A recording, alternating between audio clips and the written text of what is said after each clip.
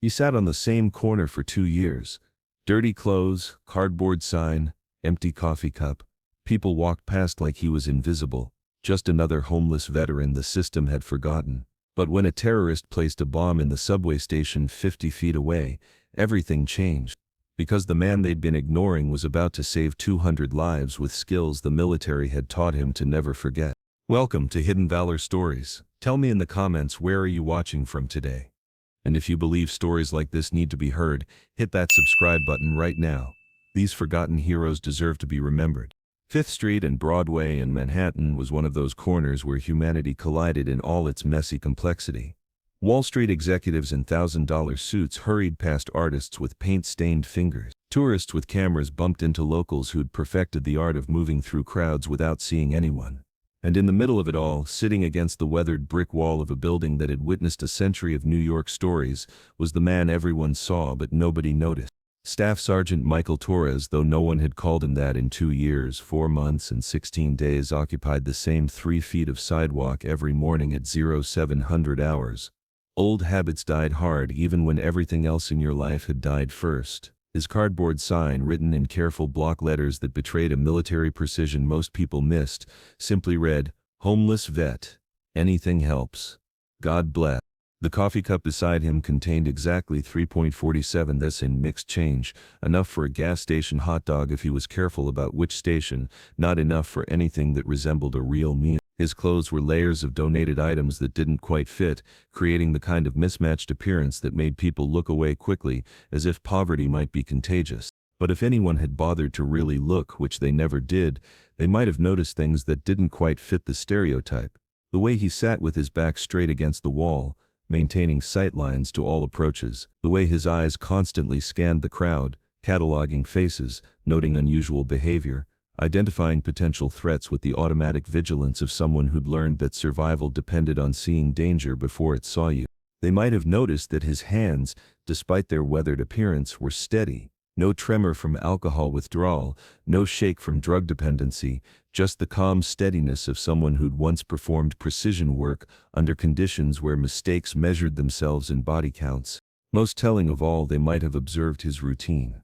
Every morning, same time, same position, same careful arrangement of his few possessions.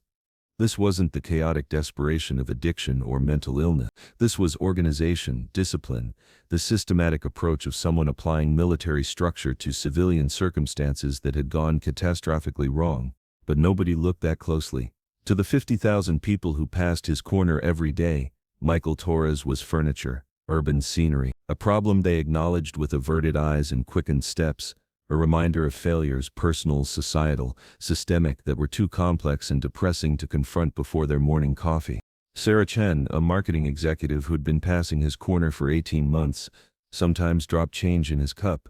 She'd never spoken to him, never made eye contact, never wondered about the story that had brought him to that patch of concrete. To her, he was a transaction, 50 cents of guilt relief purchased with loose change and the comfortable assumption that she was being charitable.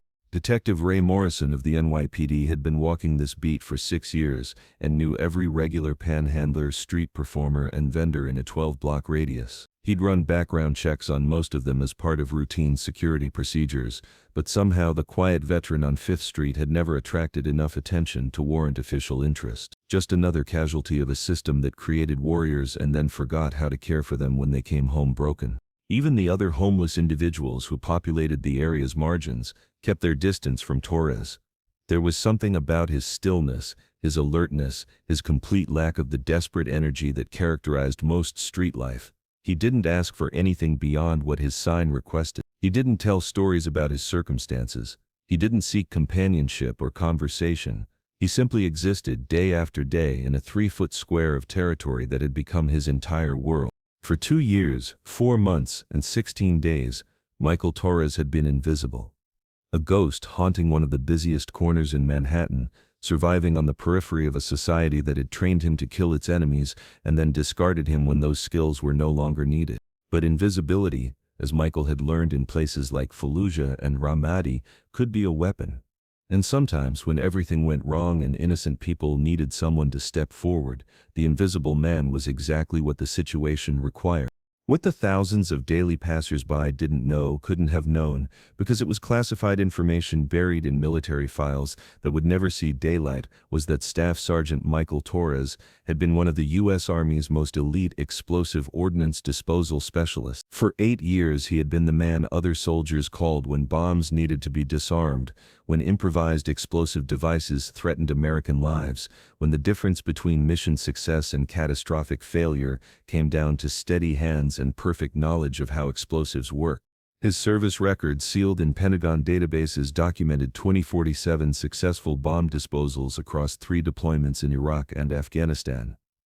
IEDs planted by insurgents who'd learned their craft from YouTube videos and military manuals stolen from abandoned bases. Sophisticated devices built by engineers trained in foreign countries and funded by networks that measured success in American casualties. Artillery shells rigged as roadside bombs.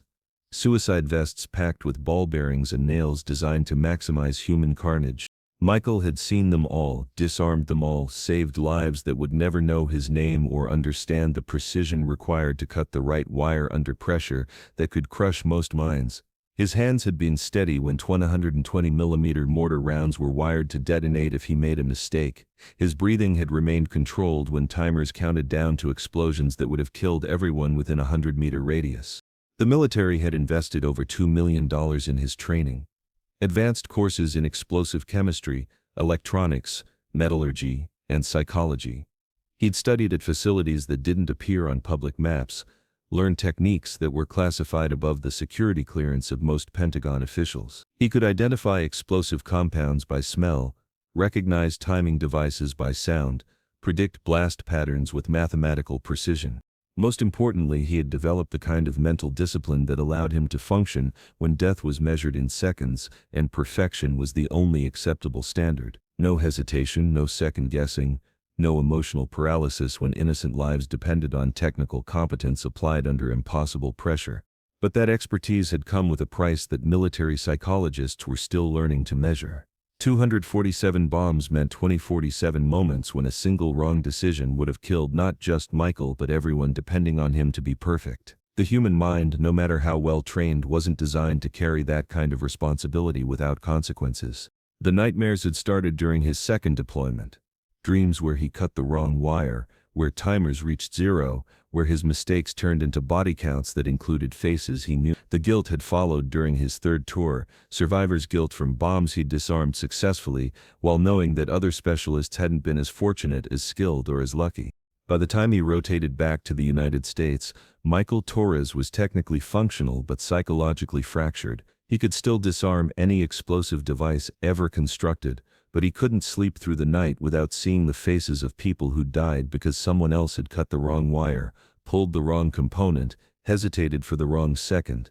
The Department of Veterans Affairs had provided treatment, medication for depression, therapy for PTSD, vocational rehabilitation for soldiers transitioning to civilian careers. But how do you transition from being responsible for preventing mass casualties to being responsible for mundane civilian problems? How do you apply skills in explosive chemistry and precision electronics to jobs that seemed meaningless after you'd spent years preventing terrorist attacks?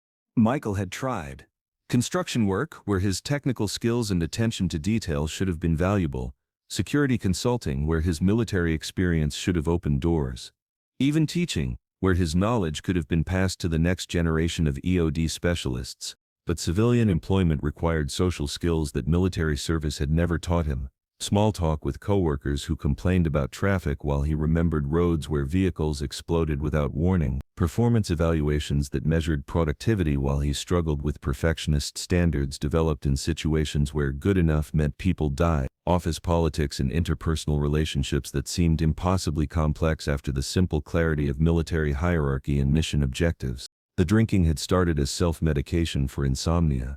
Just enough alcohol to quiet the nightmares, to create the artificial calm necessary for a few hours of rest. But alcohol tolerance built quickly, and soon he needed more to achieve the same effect, then more, then enough that maintaining employment became impossible. The progression from functional veteran to homeless casualty had taken 18 months. Lost jobs, eviction notices, maxed out credit cards, exhausted savings accounts, Friends who'd tried to help until his problems became too complex for their civilian experience to address. Family members who'd provided temporary housing until his presence became a disruption they couldn't sustain. Michael had ended up on Fifth Street not through moral failure or lack of effort, but because the same society that had trained him to save lives had failed to provide systems capable of helping him rebuild his own when the saving was done. November 15th started like any other day for the invisible man on Fifth Street. Michael had been awake since 0500 hours. Military sleep patterns died hard, even when you had nowhere to march, and had performed his daily routine with the same methodical precision that had once characterized his bomb disposal procedures. Personal hygiene in the McDonald's bathroom 3 blocks away, where the manager had stopped hassling him after 18 months of quiet, respectful behavior. Inventory of personal possessions. 1 torn sleeping bag, 1 military surplus jacket that had seen better decades, 1 cardboard sign, 1 coffee cup, and 3.47. Weather assessment: clear skies, temperature in the mid-40s, light wind from the northeast that carried the familiar urban mixture of exhaust fumes, cooking food, and human activity.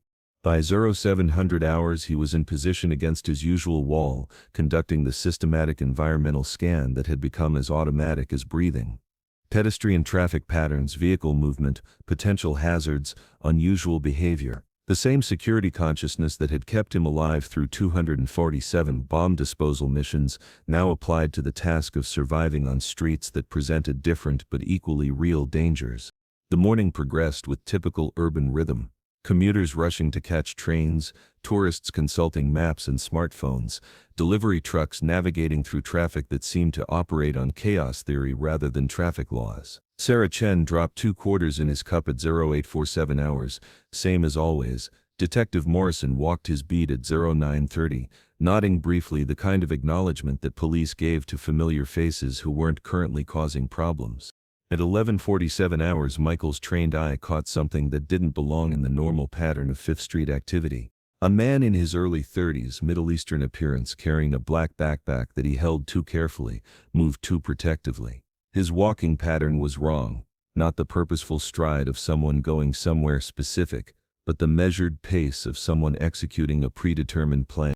Most telling of all, his eyes moved constantly, scanning faces and reactions with the hypervigilance of someone who expected to be noticed, expected to be stopped, expected to be identified before he could complete whatever mission had brought him to this corner. Michael had seen that behavior before.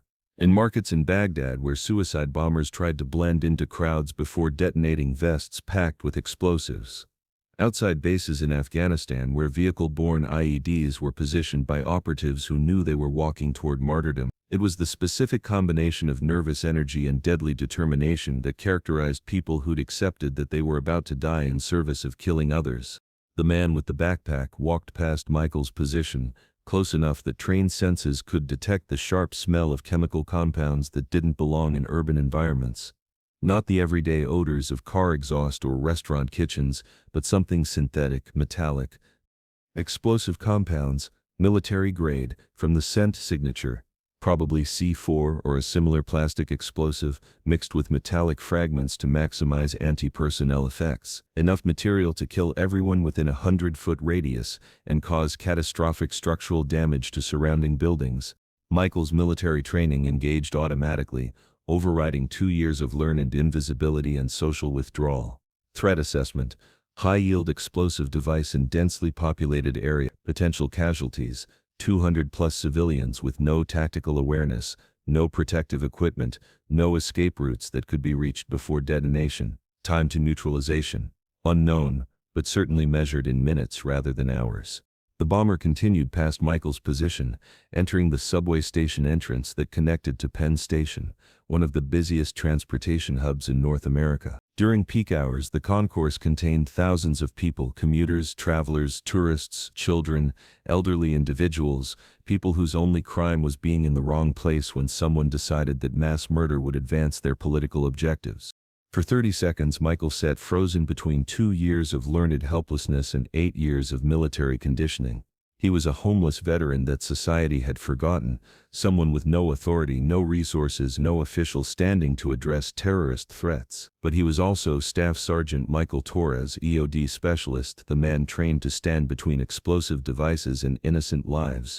The decision made itself. Michael stood up for the first time in 6 hours, his joints protesting the sudden movement, but his mind already shifting into the operational clarity that had once made him one of the Army's most effective bomb disposal specialists. The coffee cup and cardboard sign that had defined his existence for 2 years remained on the sidewalk, abandoned without a second thought as he followed the bomber into Penn Station.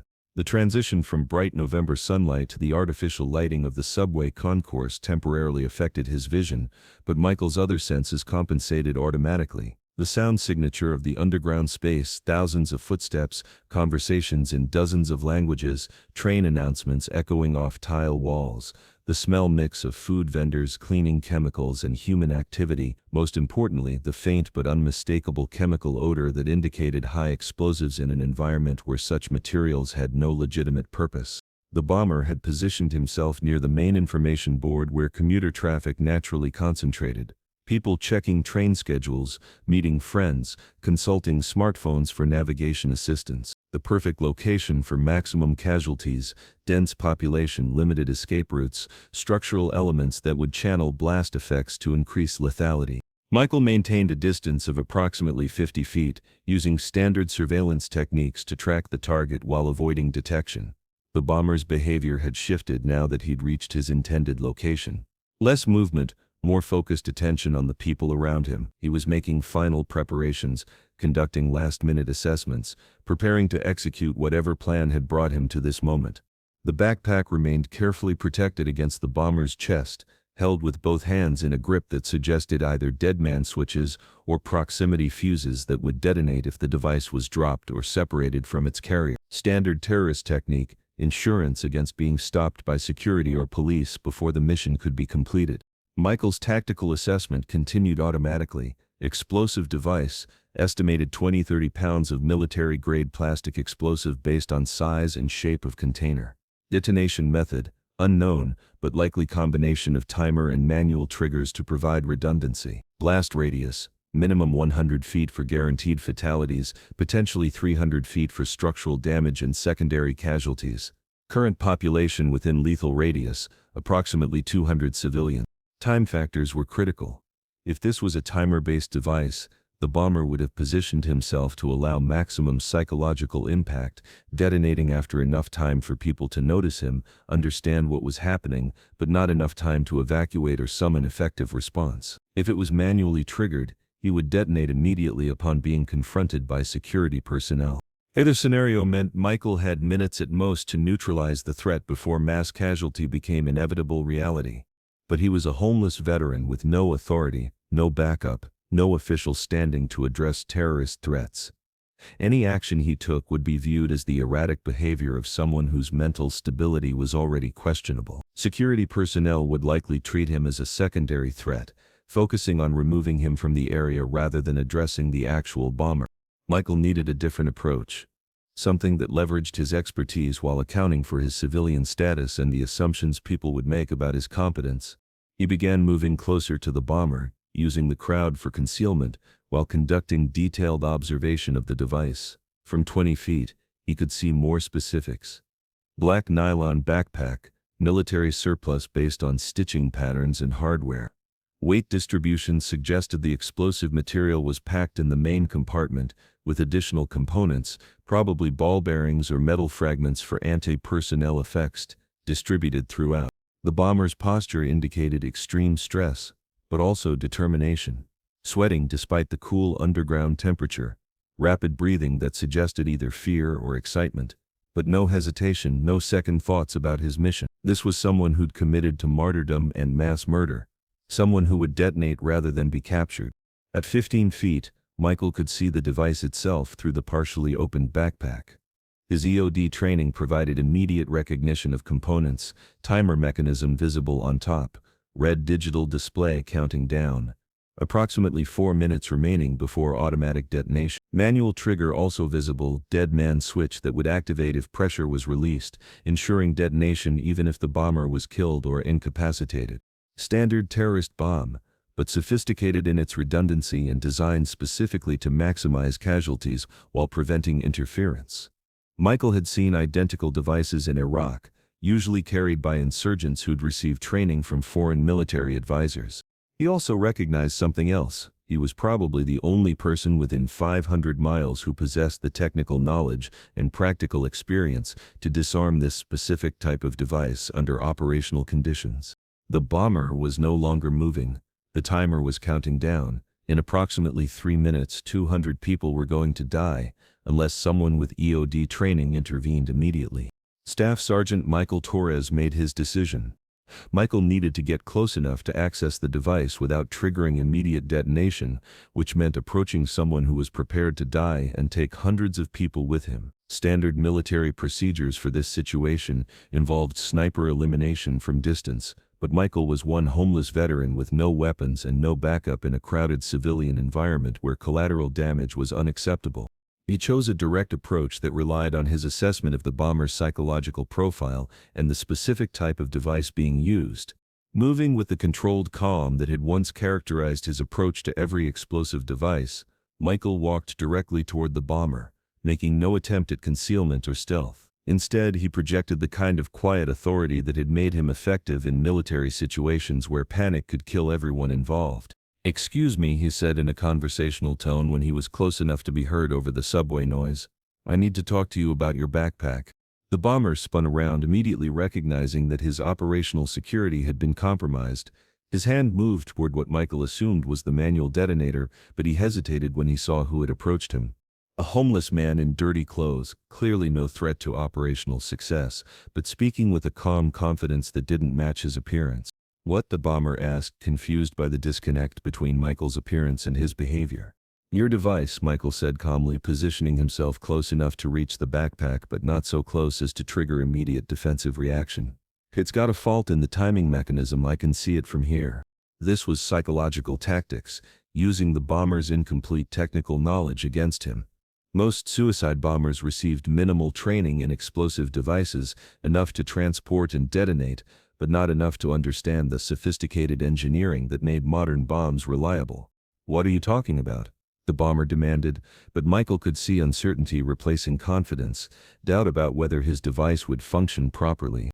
"Timer mechanism," Michael continued, his voice carrying the kind of technical authority that came from years of working with similar devices. "See how the display is flickering? That's a power supply fault. Your device might not detonate, or it might go off early before you're in optimal position." The bomber looked down at his backpack, trying to see what Michael was describing. The distraction lasted exactly long enough for Michael to move within arm's reach. "Let me take a look," Michael said, reaching for the backpack with the same calm confidence he'd once used to approach every bomb disposal mission. "I know these systems." "Stay back," the bomber shouted, but his voice carried more confusion than authority. The psychological dynamic had shifted. Instead of a suicide bomber in complete control of his mission, he was now someone seeking technical assistance from an apparent expert. 2 minutes, Michael observed, reading the timer display. "But with that power fault, you might have less. Or it might not detonate at all. Depends on the specific failure mode." This was complete fabrication. The device appeared to be functioning perfectly, but it was spoken with such technical confidence that the bomber began to doubt his own equipment. Michael had learned in military operations that confidence was often more convincing than facts, especially when dealing with people operating under extreme stress. "How do you know about bombs?" the bomber demanded. Michael looked at him with eyes that had seen 2047 explosive devices, had disarmed everyone successfully, had spent 8 years standing between death and innocent lives. "Because I used to do this for a living." The timer read 0147 and counting down. Michael's revelation had created exactly the psychological opening he'd needed. The bomber was now looking at him not as a random homeless person, but as someone who might have relevant expertise. The operational dynamic had shifted from terrorist executing attack to technical consultation under pressure. "You were military?" the bomber asked, still maintaining his grip on the manual detonator but no longer treating Michael as an immediate threat. "Army EOD, Michael confirmed, using the calm tone he'd once employed to keep nervous soldiers relaxed while he worked on devices that could kill everyone within a city block. 8 years, 3 deployments. I've seen this exact model before." ZAR 133 and counting down. "Look," Michael continued, positioning himself so he could reach the device while keeping the bomber focused on the technical problem rather than the strategic situation. "Your mission fails if this thing doesn't detonate properly." Better to fix the fault now than risk a dud when the timer reaches 0. The bomber was wavering between suspicion and the practical reality that technical problems with explosive devices were common, especially with the kind of improvised systems used by terrorist organizations. His training had been minimal, focused on transport and detonation rather than troubleshooting malfunctions. 1119 and counting down. What kind of fault? The bomber asked, demonstrating exactly the technical ignorance that Michael was counting on. Power supply instability affecting the timer circuit, Michael said, inventing problems that sounded plausible to someone with limited electronics knowledge. See how the display brightness varies? That's voltage fluctuation. Could cause premature detonation or complete failure to fire. Michael reached toward the backpack, moving slowly enough to avoid triggering defensive reactions, but quickly enough to make contact before the bomber could process what was actually happening. 104 and counting down. His hands contacted the device, and 18 years of EOD training took over completely. Visual inspection of components. C4 plastic explosive, approximately 25 pounds, packed with ball bearings and metal fragments. Timer mechanism, standard digital countdown with backup battery power. Manual trigger, deadman switch connected to primary detonation circuit. Secondary systems, mercury switches to prevent tampering. This was a sophisticated device, but Michael had disarmed similar bombs dozens of times under combat conditions. The key was understanding the circuit logic and knowing which components could be disabled without triggering failsafes.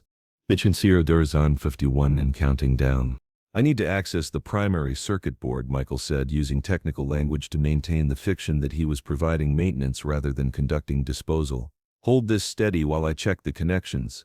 The bomber complied, still focused on the idea that Michael was helping to ensure successful detonation rather than preventing it. The psychological misdirection was holding, but Michael knew he had less than 50 seconds before the timer reached 0 and the device detonated regardless of his intervention. The Arzaren 42 and counting down. Michael's hands moved with precision, developed through 2047 previous bomb disposals.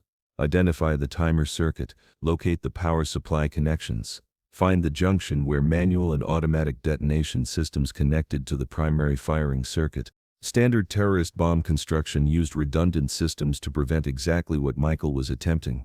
Disabling one component would trigger backup detonation methods. But every system had vulnerabilities, and Michael's extensive training had taught him to recognize the specific weaknesses of devices built by different organizations using different technical approaches. DIVA 031 and counting down. This device had been constructed using methods consistent with Middle Eastern terrorist organizations that had received training from foreign military advisors. Sophisticated engineering, but following predictable patterns that Michael had encountered during his deployments in Iraq and Afghanistan. The vulnerability was in the power distribution system. Instead of completely isolated circuits, the designers had used a common ground connection to minimize weight and complexity. If that connection could be interrupted without triggering the tamper switches. EO 0023 and counting down. Michael's fingers found the critical wire, green coating, 18-gauge copper, carrying power to both timer and manual detonation circuits. Cutting this wire would disable the device completely, but only if it could be done without triggering the mercury switches that would detect tampering. The bomber was watching Michael's work with growing anxiety, beginning to understand that something was wrong with the situation, but not yet ready to abandon his mission or trigger immediate detonation. Almost got it, Michael said calmly, maintaining the fiction while he positioned his fingers around the critical wire. Just need to stabilize the power supply. 00012 and counting down. Michael had one chance. Pull the wire cleanly, fast enough to prevent the tamper switches from detecting the disconnection, precise enough to interrupt power without triggering backup systems. 8 years of training, 247 successful bomb disposals, thousands of hours of practice under conditions where perfection was the only acceptable standard. 38 and counting down. Michael Torres, homeless veteran, invisible man, forgotten hero, pulled the wire. The timer display went dark. For exactly 3 seconds, Penn Station continued its normal chaos of human activity.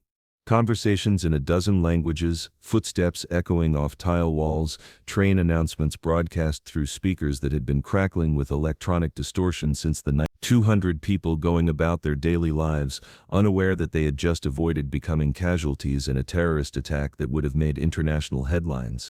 Then the bomber realized what had happened. "What did you do?" he screamed, his voice cutting through the ambient noise with the kind of desperate rage that comes from watching carefully planned martyrdom transformed into technical failure. Michael stepped back from the disabled device, his hands raised in a non-threatening gesture, but his body positioned to move quickly if the situation escalated. The dead man's switch was still active in the bomber's grip, but disconnected from the explosive charges by the severed power wire. "I fixed your device," Michael said calmly, maintaining the psychological fiction even though both men now understood the truth. "It won't malfunction now." The bomber looked down at the dark timer display, understanding with growing horror that his mission had failed completely. No explosion, no casualties, no martyrdom that would inspire future attacks. Just a disabled bomb and the growing attention of subway commuters who were beginning to notice that something unusual was happening near the information board. "You," the bomber started to say, then stopped as the implications sank in. He was standing in a crowded subway station with a backpack full of explosive materials and metal fragments, holding what appeared to be a detonator, having just been involved in a conversation about bomb disposal that dozens of witnesses had overheard. His operational security was completely compromised. His escape routes were blocked by curious onlookers. His device was disabled. His mission was a failure. And the homeless man he'd been talking to was looking at him with the kind of calm, professional assessment that suggested military or law enforcement background. "Sir," Michael said in a voice that carried across the immediate area, "I think you need to put that backpack down and step away from it." This was the critical moment. The bomber could surrender, accepting capture and life imprisonment. He could attempt to escape, though the crowded underground concourse offered no realistic exit strategies, or he could try to detonate the device manually, hoping that Michael's sabotage hadn't been completely effective. The choice was made for him by Detective Ray Morrison, who had been patrolling his regular beat when multiple phone calls reported unusual activity in the subway station. Morrison arrived at the scene to find a man holding what appeared to be a bomb, while a homeless veteran provided what sounded like technical advice about explosive devices. "NYPD!" Morrison shouted, drawing his service weapon. "Drop the bag. Get your hands where I can see them." The bomber's face went through a series of expressions: rage, desperation, resignation. He looked at the disabled device, at Michael, at the growing crowd of witnesses, at the police officer with a gun trained on his center mass. "Allah Akbar," he said quietly, then pressed the manual detonator. Nothing happened. The severed power wire had completely isolated the firing circuit from all triggering mechanisms. He pressed it again, harder, with growing desperation. Nothing. Detective Morrison moved closer, maintaining weapon discipline while assessing a situation that was unlike anything in his 6 years of patrol experience. "Put the bag down," he repeated. "Now."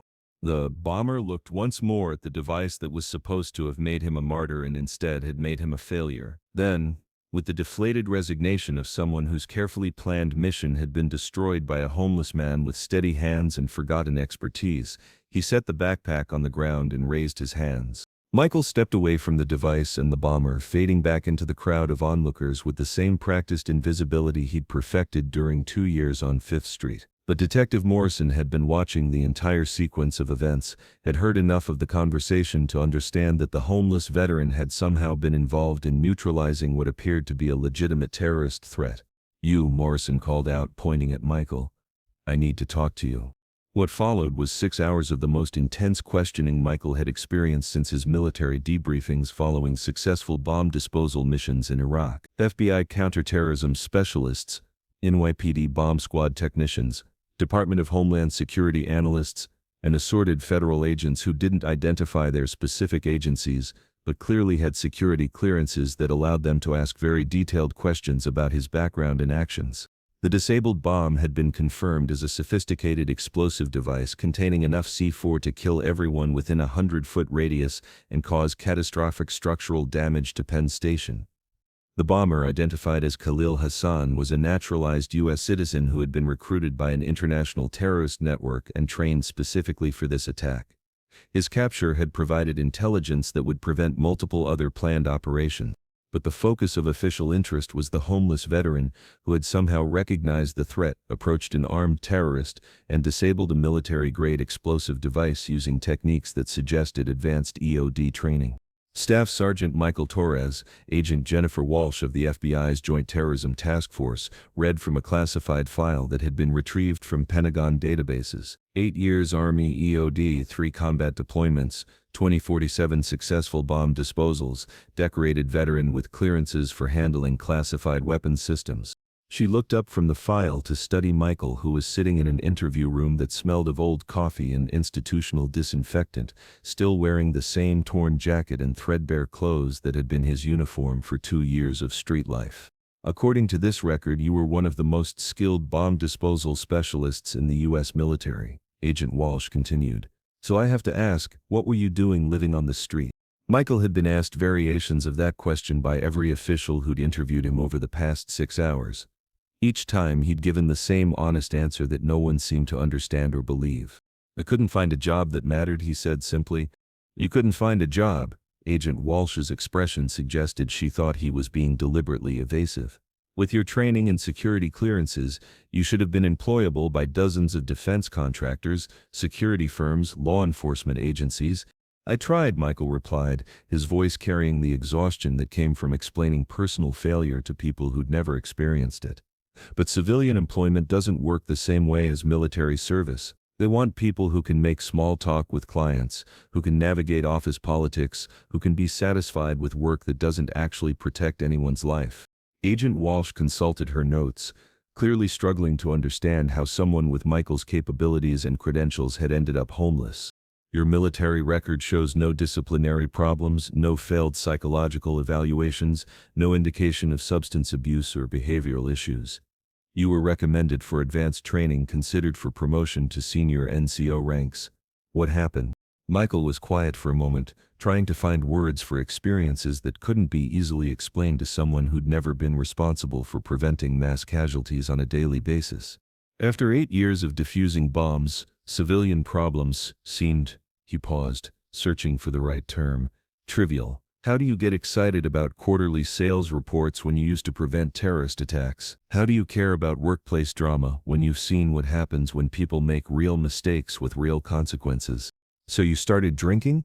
Agent Walsh asked, reading from what was apparently a Department of Veterans Affairs file. So I started trying to forget, Michael corrected. Alcohol helped with the nightmares, helped me sleep without seeing the faces of people who died because other EOD specialists weren't as lucky as I was. But it also made keeping civilian jobs impossible. Agent Walsh closed the files and studied Michael directly. Mr. Torres, you saved approximately 200 lives today using skills that less than 100 people in the United States possess. The device you disabled was sophisticated enough that our bomb squad would have needed specialized equipment and extensive preparation time to neutralize safely. You did it in 30 seconds with your bare hands. I did what I was trained to do, Michael replied. Yes, you did. Which brings me to the question of what happens next.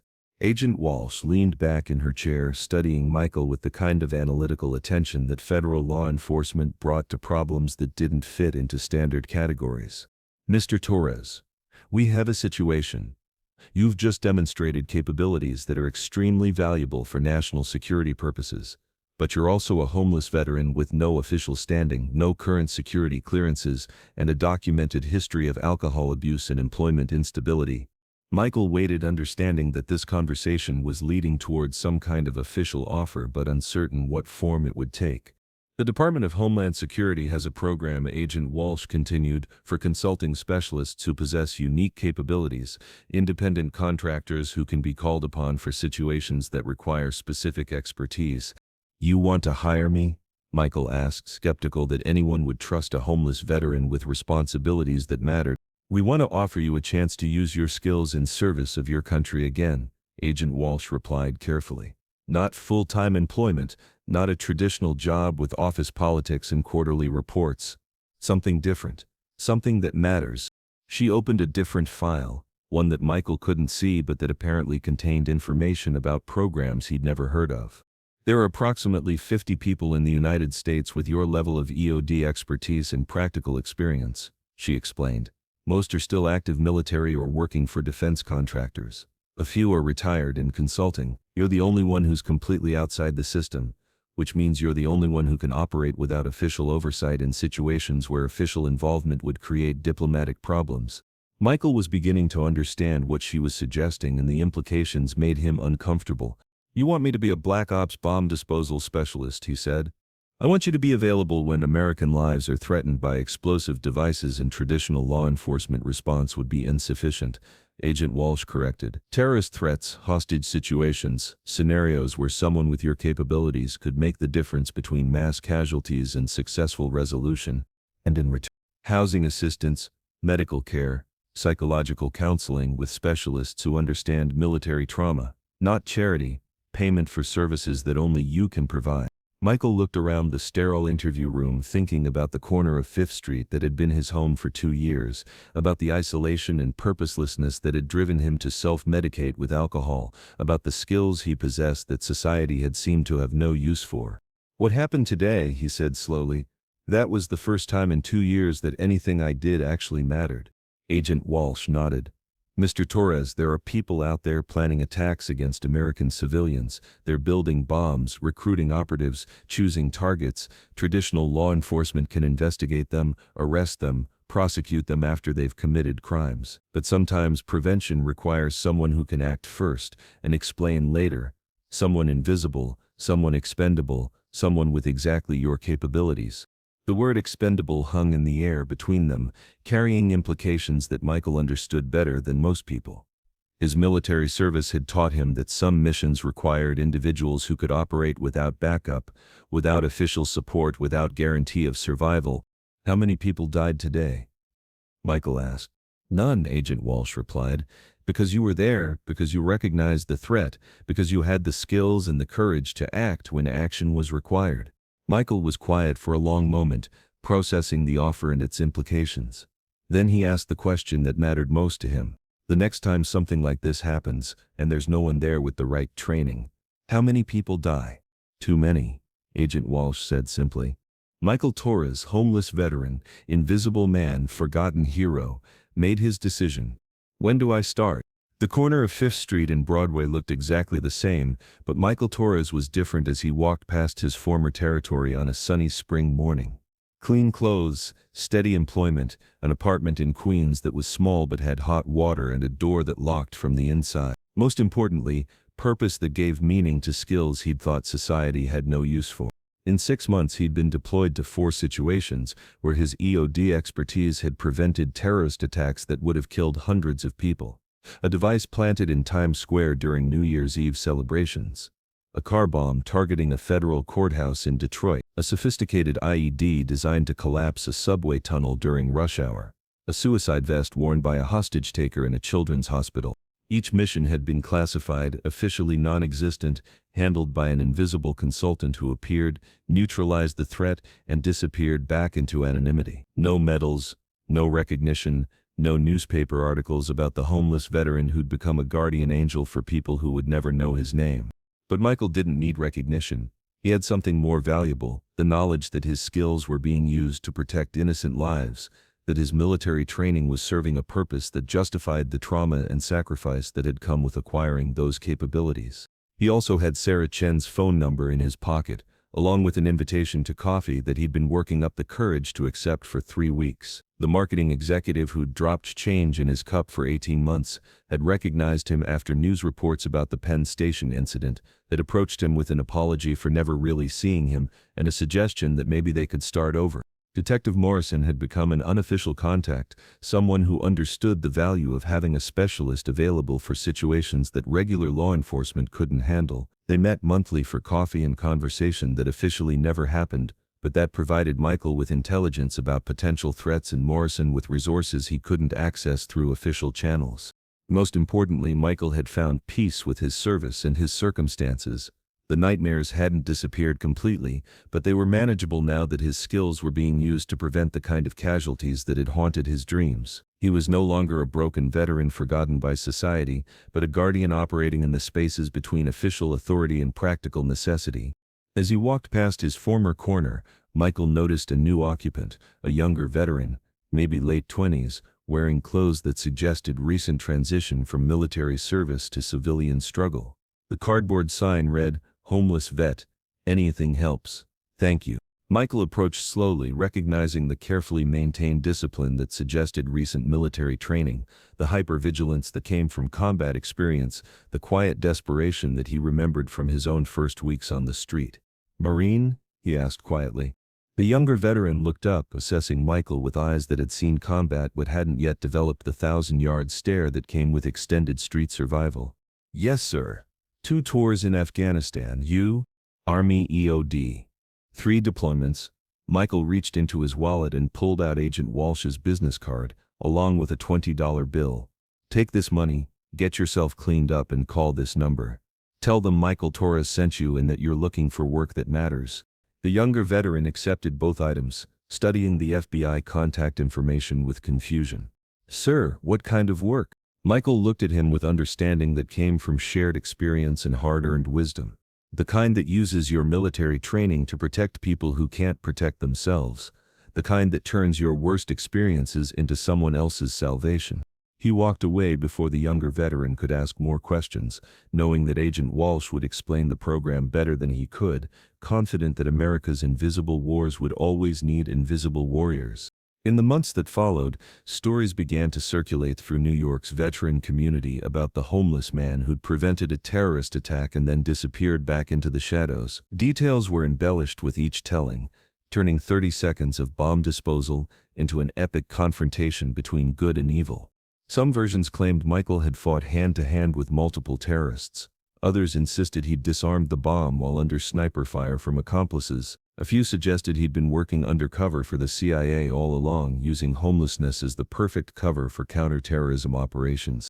But among those who'd been there, Detective Morrison, Agent Walsh, the handful of officials who knew the classified truth, the story remained simpler and somehow more impressive for its restraint.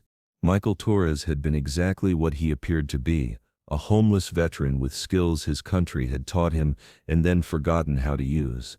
When innocent people needed protection, he'd provided it without hesitation, without expectation of reward, without concern for personal recognition. The bomb disposal had taken 30 seconds. The decision to act had taken a lifetime of service to develop. Agent Walsh used the case as an example in training programs for federal law enforcement, though Michael's identity remained classified. "Sometimes the most valuable people are the ones society has written off," she would tell new agents. "Sometimes the capabilities we need most are possessed by individuals we'd never think to ask for help." Detective Morrison incorporated the lesson into his approach to community policing, paying closer attention to the veterans and outcasts who populated his beat's margins. He'd learned that invisible people often saw things that official authority missed, that the skills society discarded could be exactly what emergency situations require. But perhaps the most important impact was on Michael himself, who'd discovered that redemption didn't require forgiveness for past failures or healing from old trauma. Sometimes redemption was simply the opportunity to use your worst experiences to prevent others from suffering similar losses. 2 years after the Penn Station incident, Michael was walking through Lower Manhattan when his phone rang with the distinctive tone that indicated an emergency deployment. Agent Walsh's voice was calm but urgent.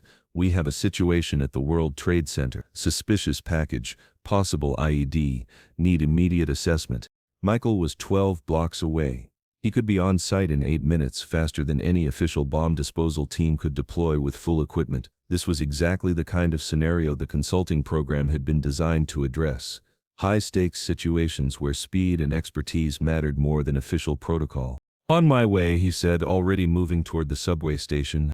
As he descended into the tunnels that connected Manhattan's underground transportation network, Michael reflected on the journey that had brought him from homeless veteran to invisible guardian. 2 years ago, he'd been a forgotten casualty of a system that created warriors and then struggled to care for them when the war was over. Today, he was exactly what he'd always been. Staff Sergeant Michael Torres, EOD specialist, the man trained to stand between explosive devices and innocent lives. The only difference was that society had finally found a way to use his skills without requiring him to fit into categories that didn't match his experience or capabilities. The train arrived and Michael stepped aboard, just another passenger in a city of 8 million people. No one looked at him twice. No one recognized him as the man who'd prevented multiple terrorist attacks.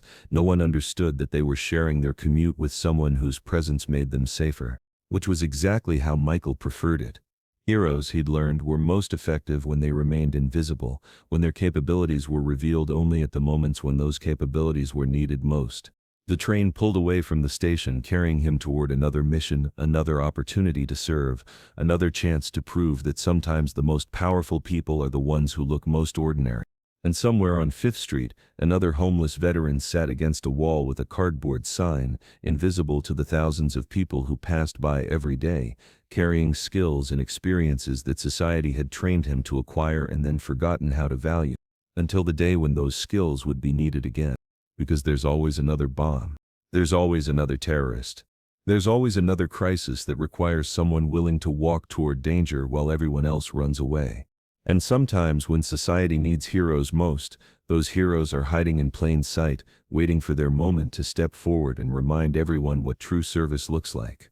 Michael Torres had found his place in a world that existed between official authority and practical necessity, serving in the shadows as he'd always done, protecting people who would never know his name or understand his sacrifice. It was enough. More than enough. It was exactly what he'd been trained to do. So I ask you, have you ever walked past someone extraordinary without recognizing their true capabilities? Someone whose service went unnoticed until the moment when it mattered most?